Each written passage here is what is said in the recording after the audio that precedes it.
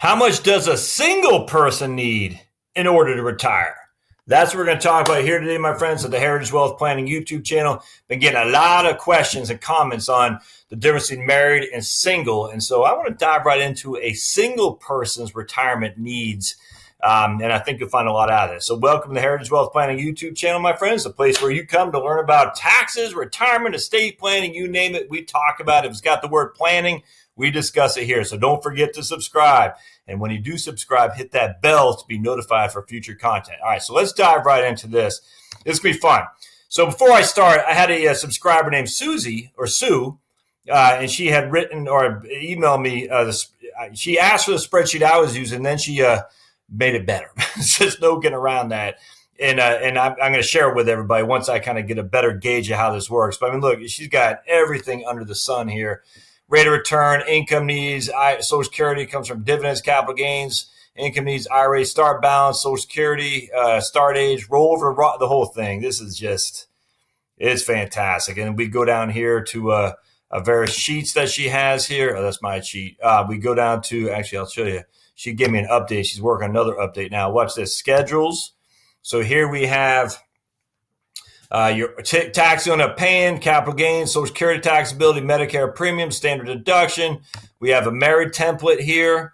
Right here, you just type in how much income you need, how much it automatically deducts your standard deduction, how much your IRA is worth at the start, and then it'll show you right here that the IRA gap from it's just incredible. So thanks, Susie, for doing that, and my friends here at the Heritage Wealth Planning YouTube channel. I'll share this with you once I get a gauge how this works, because I was actually working with this, and I started, as I always do, I go down this rabbit hole, and I said, I got to put a video out for this. All right. So I started working with Susie's Sue's sheet there, and I just, in terms of income need for someone single, and they're going to get $20,000 a year of Social Security at 66. All right. So, and that's where the premise of this video would be. All right. So let's say you're single, you're 66 years old, and you have a $40,000 income need. All right, so you need $40,000 a year. At 66, you're going to get $20,000 a year from Social Security. All right, at 70, you'll get $26,400 a year from Social Security because of delayed earnings credit. So what I did here is I'm not inflating anything. Just FYI, I will inflate it in a second because I got a lot of comments. You didn't inflate it, you moron, blah, blah, blah. All comments are good. Comments help me with my channel. So by all means, comment. If you say mean things about people, I'll delete it. But other than that, if you want to comment negatively, that's fine. I got no problem with that. I didn't inflate my other ones, and I said that explicitly. Could not have been more clear. So here we'll do both. We're not going to inflate and we'll inflate, and I'll show you why, what happens here in just a second. All right, so we have income needs of $40,000 a year. We have Social Security at $20,000 a year. We're not inflating any of this. No cost of living adjustments, no inflation. Now, what I did do is we scroll down here to age 71, and we're reducing our income need by $4,000 a year, or 10%. All right, because I do firmly believe that the vast majority of people, when it comes to retirement, they're going to spend less as they get older. Not for everybody. Right now, though, the default is that everybody is going to spend each year more with inflation. So it was $40,000 this year, then $40,000 times 1.03 the next, whatever that number is, times 1.03 the next, until we just have this linear, which way is it going, linear trajectory that you're going to spend more and more and more each and every year for inflation. I just don't believe that. Now, that might happen to you, and so you'd want to account for your own planning, but it's weird how that's the default, that you're going to spend more and more and more, and it should not be the default. If anything, it should be just going to be flat, but whatever. All right, so here I say we're going to spend $40,000 until we hit 70, then we're going to reduce it by 10% until we hit 80, then we're going to reduce it by another 10%, and we're going to die at 85. And again, that's all we're doing. No inflation at all on either side. The income expenditures or the income needs or the income provisions in terms of Social Security, and then and we're not inflating we're not adjusting it for growth rate of returns or anything like that on our portfolio. I probably butchered that. We're just having flat numbers. No income, no inflation adjusted needs for income, no inflation adjusted income either. All right, so it's just both sides of the balance sheet are flat. So when we do that, we have $40,000 a year, and that means we need $722,000 total, $722,000 total in income to cover from 66 to 85. 20 years. All right, so we need $722,000 total. Now, Social Security is only going to give us $400,000. All right, that's it. They're only going to give us $400,000 of income. So we have a deficiency of taking that 66 of 322,000, which means with all things being equal in a vacuum, we need $322,000 of a portfolio of CDs, of stocks, bonds, you need, it doesn't matter, of cash. We need $322,000 of cash to cover the deficit from the $400,000 Social Security gives us to the $722,000 that we need. All right, with me so far? Now, if we take it at 70, we have more income on a smaller amount. We only have more income for 20, I guess that'd be 16 years, but we have a lot more income over the 16 years. In fact, we're going to have 22,400 more of income, which means the total amount we need to cover the deficit from our spending needs and our income is 300,000. All right. So, and what I did here is I just said 300,000. Let me get myself out of the way, is our income needs.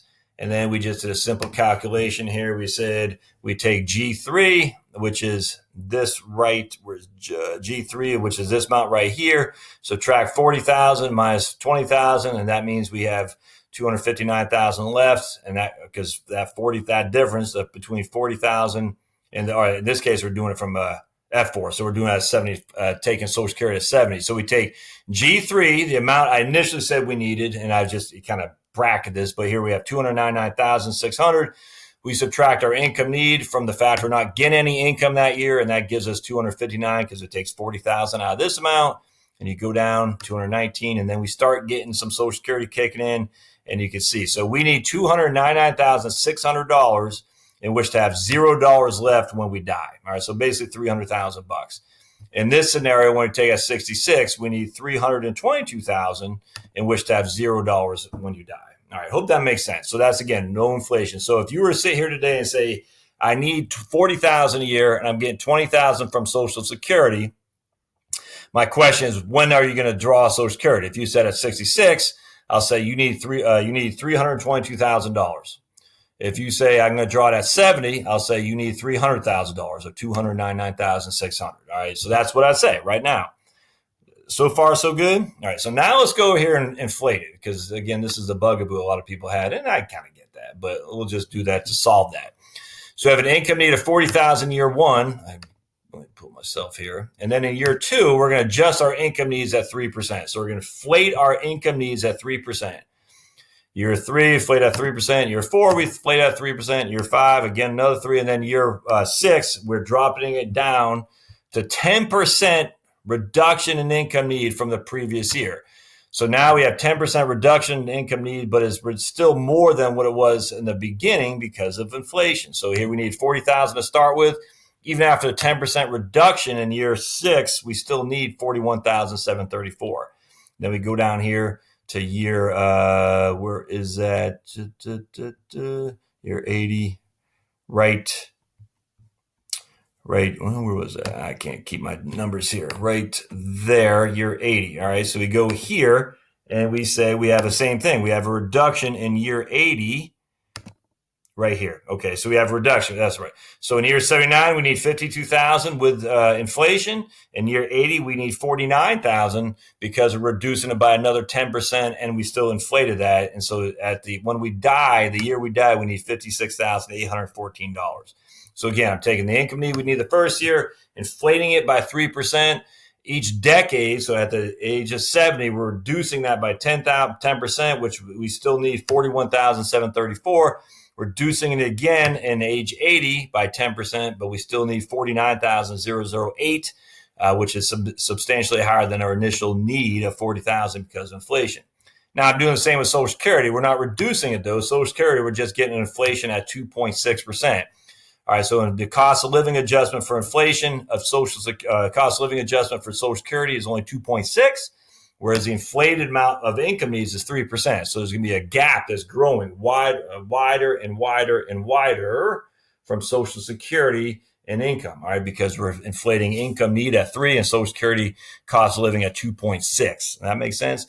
Now, the nice thing with Social Security, it doesn't get reduced at year 80 or year 70 and then again at year 80. So at the end of the day, we're getting $56,814 is what we need, of which $35,000 comes from Social Security, because Social Security is just a flat 2.6 each and every year.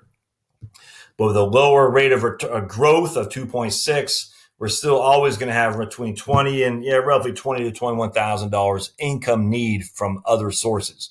All right, I hope that makes sense. So again, inflating Social Security at 2.6, inflating our income need at 3, but our income needs, we're reducing it by 10% when you hit 70, then another 10% when you hit 80. All right, so here we go again. We're delaying Social Security until we hit 70. So again, we're taking a inflated amount.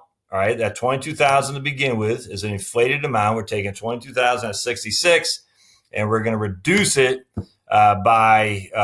we're not taking any money between 70 or 66 and 70, but then we're still inflating this amount because it is still growing with the cost of living adjustments, and we're getting 8% per year delayed earnings credits as well. So by 70 hits around, we have $32,180.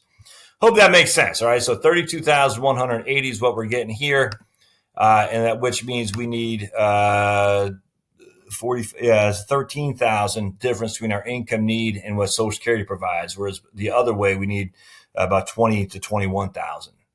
All right, so here's 41,000. So let's go to year 70 when it drops off, and that's at year. Well, that's year 70. Let's go to year 80 when it drops off right here.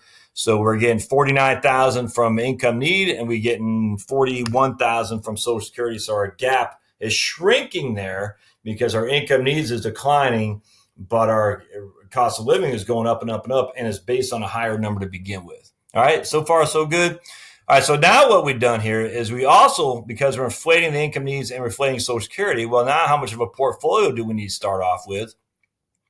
And so we calculate all these numbers. We just sum up all these numbers for our income need, and we sum up all these numbers for our income, and we sum up all these numbers for our income as well. So the income need is $953,000.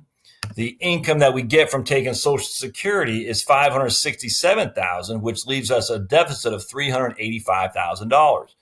The income need that we get, the income that we get from taking Social Security at 70 is $628,000, which leaves us a deficit of $324,000.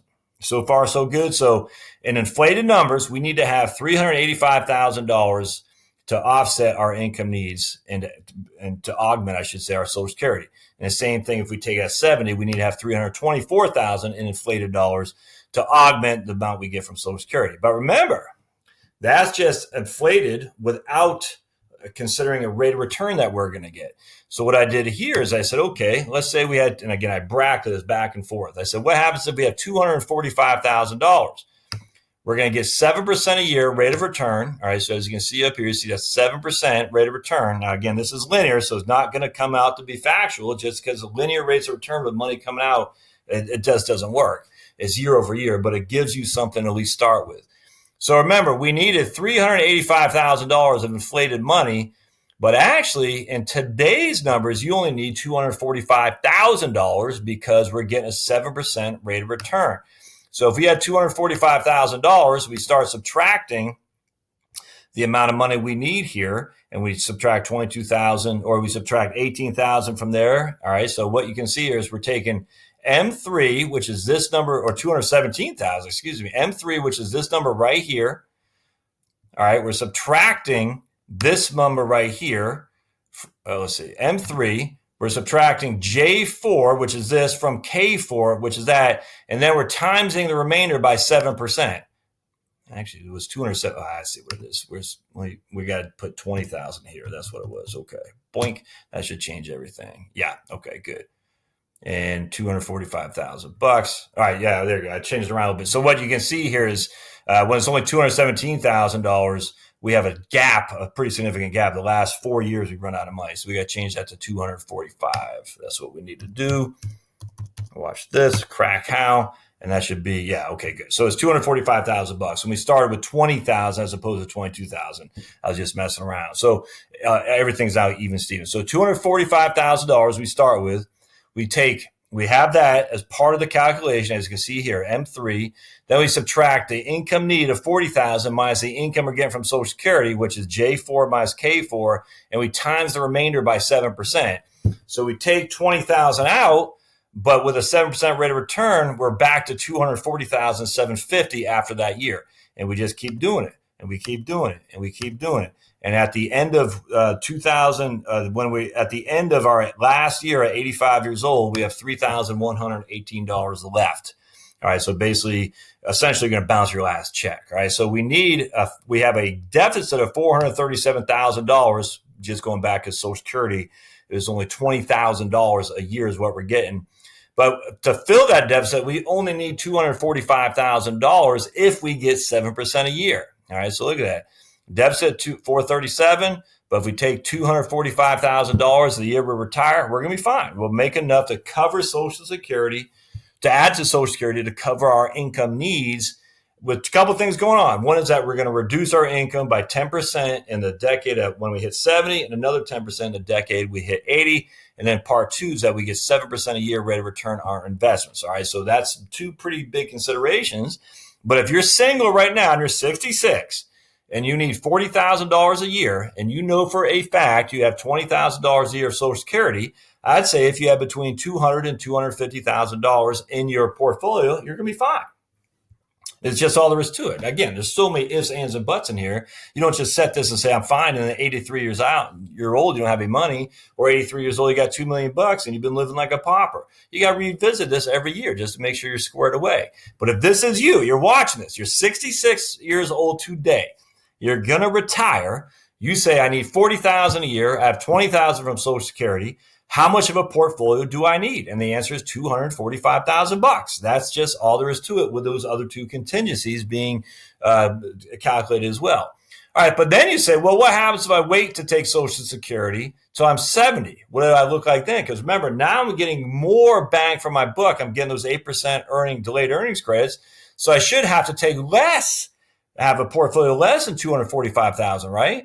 Well, watch this. I put $230,000 in there, and you run out of money right here in line 17, which is what year? That's year 79. So you don't have enough, all right, because you ran out of money. So let's keep going back. Let's see. We have we're going to do 240,000. We want to have a positive number at year 85. That would make sure we bounce our last check. 240,000. I still have negative numbers at year 85. So let's do 250,000. And if you're looking at the cell above this, you know the number that we're going to come up with. And even 250,000, we still have a negative number there. So what we need is $255,000 to make sure that we have basically a zero, a bounce on our last check from when we die. All right. So again, because the screen is a calculation, is we take this amount here, subtract this amount from there, or subtract this amount from that amount. All right, so we take this amount right here, but first we subtract this amount from that amount, and then we subtract that amount from that, and then we times it by 0.07, and we literally bounce our last check, because literally we have negative $89 left when we died at the age of 85 years old. So you need $255,000 if you're not going to take your Social Security until you're the age of 70, even with your delayed earnings credits. So why is that? So remember, we got to go back. How do we figure this out? Well, here's at 70 years old, we take K4, which is this number here. We times it by 1.32 with our delayed earnings credits. Then we times it each year by 2.6 to inflate it with a 2.6 rate of return. That means 20,000 at 66 is the equivalent of 29,255 if you delay it till you're 70 years old. But yet, ironically, we need $10,000 more in our portfolio, even though we needed, more than 50,000 in total assets. Here we needed 437,000 when we took Social Security at 66. Here we needed 381,000 when we took it at 70. But yet up here, we needed a portfolio bigger of $10,000 more taken at 70 than at 66. That doesn't make sense, Josh. Your numbers are whack. Well, the reason is because, look, a 7% a year rate of return at Social Security at 66, there's more in the account balance to draw that 7% than there is with delayed earnings credits, even though I'm getting 8% a year delayed earnings credits. The facts are I'm reducing by $40,000 a year for these first 4 years. So basically, I'm going to have essentially $100,000. Basically $100,000. No, basically $160,000 not drawing the full 7% a year. So $40,000 in the first year is not drawing 7%. $40,000 in the sixth year, and the second year is only drawing 7% for 1 year. $40,000 in the third year is only drawing 7% to the 2 years, and so on.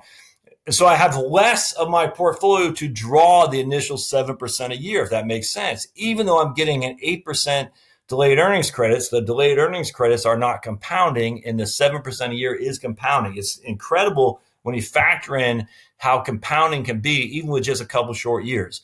And so even though I need significantly less inflated money by taking Social Security at 70, if I'm getting 7% rate of return, I need more money by delaying taking Social Security until I'm 70. So in this case, I say, Miss Sue will just say that's her and say this is for her. It's not, but just say it was. You need a portfolio of $245,000 to take it as Social Security at 66, or you need a portfolio of $255,000 to take Social Security at 70.